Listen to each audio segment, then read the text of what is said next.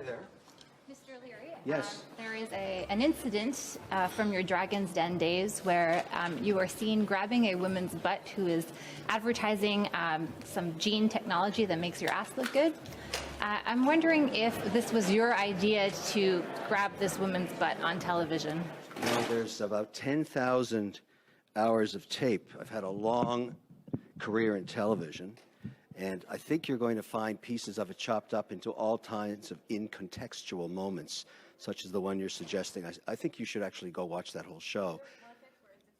Not at all, but my point is that in the end of the day, that is television. It's not policy. This is a different world we're in here. We're talking about an economy that's collapsing, no jobs for millennials, and you want to talk about reality TV? I'm giving you a platform to give me the context. No, but I suggest you watch all of the Dragon's Den shows and watch how the products are presented. Ask that woman permission before you grabbed her bum?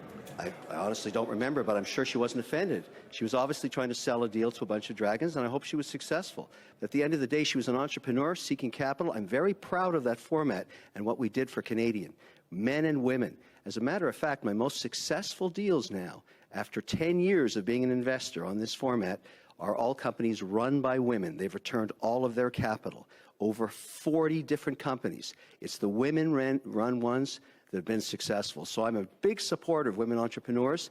That's on the record. I've had some phenomenal successes with them. They're better managers, that's why, and that's good. But that, again, I don't know how that helps us grow this economy to 3%.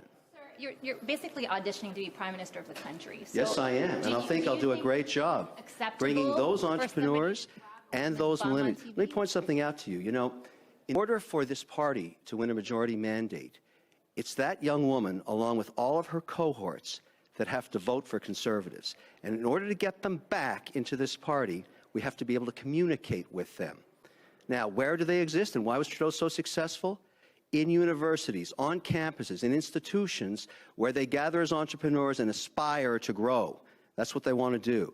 We have not had a Conservative candidate in the last 10 years that will get an audience with them. When I showed up at UBC and McGill in the last 2 weeks, hundreds of them came out. And what did we talk about? Their future. Now, the ability to gather them in a forum and have a dialogue about their future and make sure they understand the peril they're in today under Justin Trudeau, who many of them voted for, is the challenge of this party. I have to drag them back into the Conservative Party, and the way I'm doing it is showing them the math. They are foregoing their opportunity. They're foregoing their future. They're getting buried in debt by an irresponsible Prime Minister who misunderstood his mandate. What about your character, sir? I mean, we're asking you a question, and you're avoiding the question. Not at all. I think my character is defined by what I say and what I do as a candidate for this party. You are as a person, Listen, sir. I am very involved in all kinds of formats of television. I make great television. Think about Amanda Lang. 6,000 hours of tape with her.